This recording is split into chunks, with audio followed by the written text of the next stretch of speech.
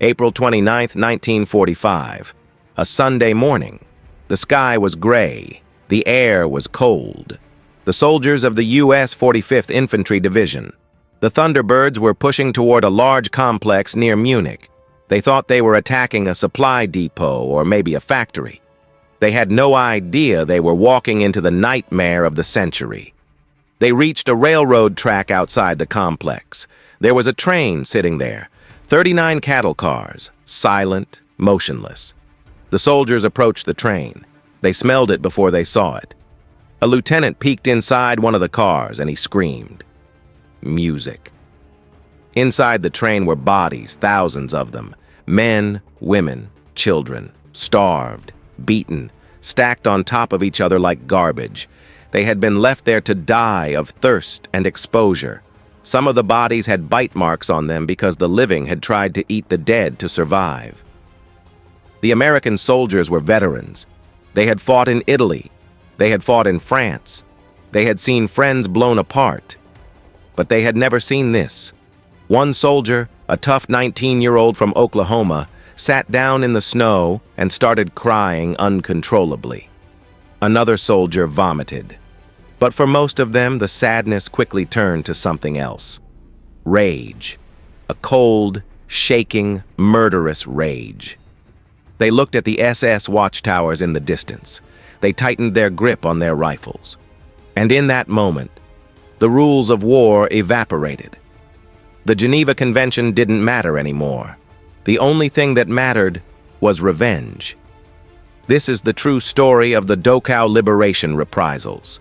The day American soldiers snapped, the day they lined up the SS guards against a wall, and the day General Patton decided that no prisoners.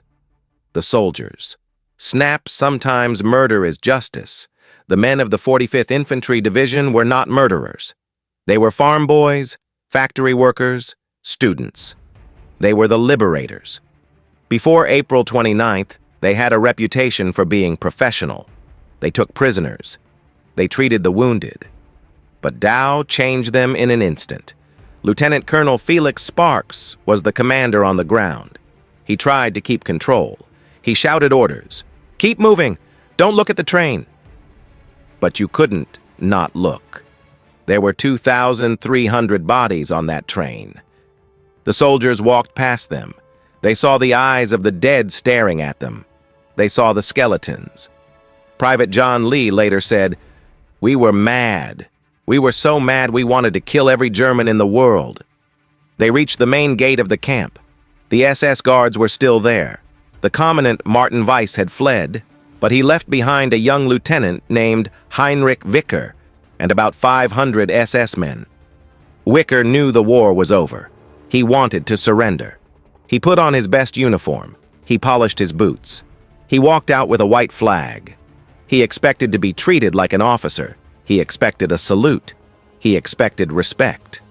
He walked up to the Americans and said, "I surrender this camp to the United States Army." An American officer looked at the clean, well-fed Nazi. Then he looked at the pile of starving corpses behind him. He spit in the German's face. The surrender did not go as planned. The Americans entered the camp. Chaos broke loose. The prisoners saw the Americans. 30,000 skeletons rushed the fences. They were screaming with joy. They were crying, "Americans! The Coal Yard Massacre! The execution! Americans!" But while the prisoners cheered, the soldiers were hunting.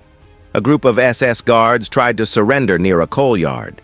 They raised their hands. They shouted, "Hitler kaputt! Hitler is finished!" They thought this magic phrase would save them. It didn't.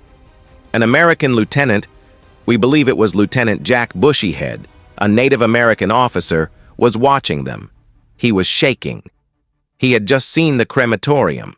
He had seen the oven still full of human ash. He looked at the SS guard standing there, healthy, arrogant. He looked at his men. He didn't give a verbal order. He just gestured with his Thompson submachine gun. "Line them up." The Germans were confused. They lined up against a brick wall, about 50 of them. They started to panic. "9! 9! Geneva Convention!" one shouted. An American machine gunner nicknamed Bird Eye set up his .30 caliber machine gun on a tripod, a sound of heavy metal clicking. He looked at the lieutenant. The lieutenant nodded, a massive sustained machine gun fire, screaming. It lasted for about 10 seconds. When the smoke cleared, the SS bars were on the ground. Most were dead. Some were twitching. The snow was black with coal dust and red with blood. Lieutenant Colonel Sparks heard the shooting. He came running.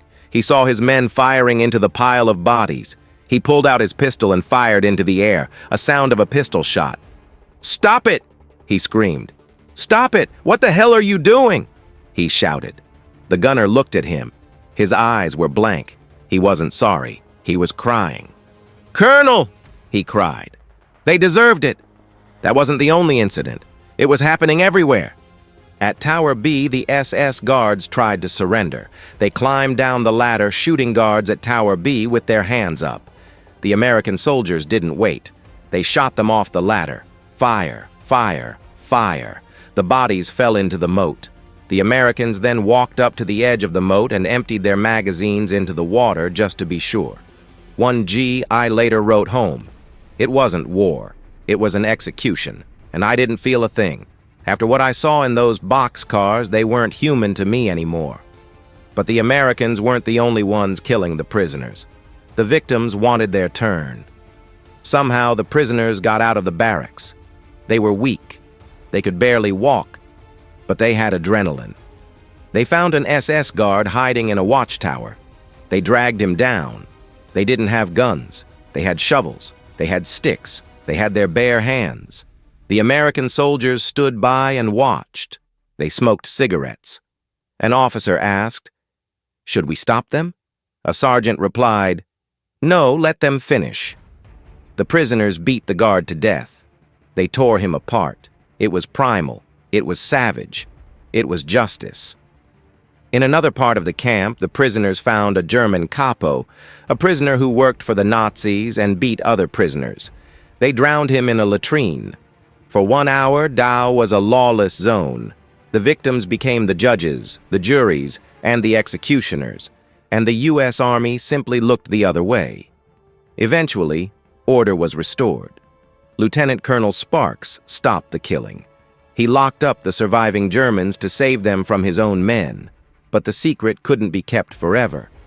Photos had been taken.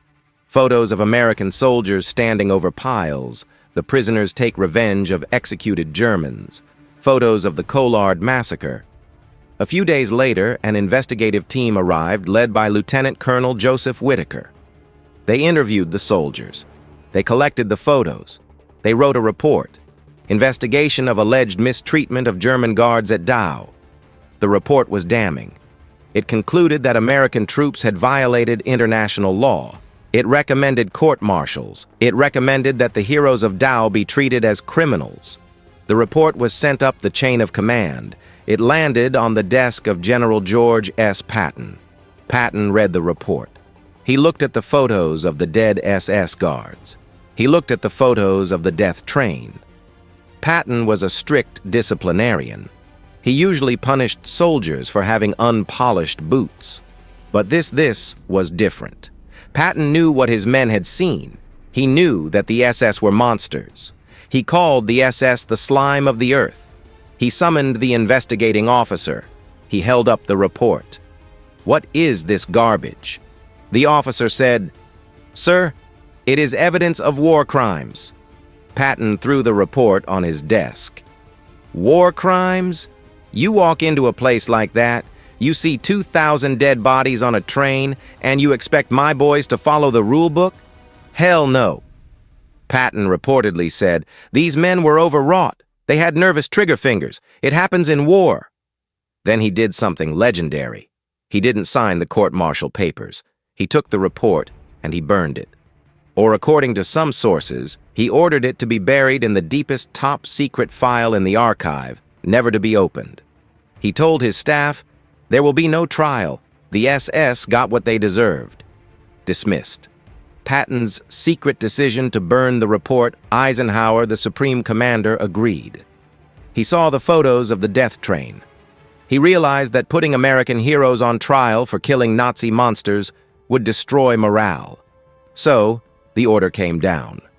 Quash the investigation. The charges were dropped. Lieutenant Jack Bushyhead, who ordered the shooting, went home to Oklahoma. He never spoke about it. He died in 1977, a silent hero with a dark secret. The Dachau reprisals remain a controversial topic today. Neon Nazis use it to say, look, the Americans were bad too, but historians see it differently. It wasn't a planned genocide. It was a human reaction. It was the snap of the human mind when confronted with pure evil.